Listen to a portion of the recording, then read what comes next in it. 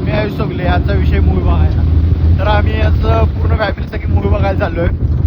तर बाकीची आमची सगळी फॅमिली 4 व्हीलरमधून पुढे गेल्यात.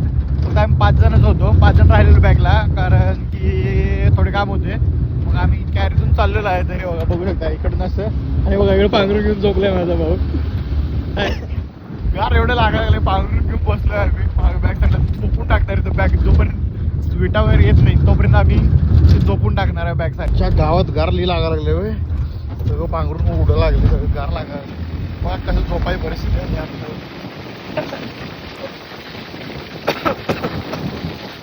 रेमान डकैत की दी हुई मौत बड़ी कसाई निभाती है.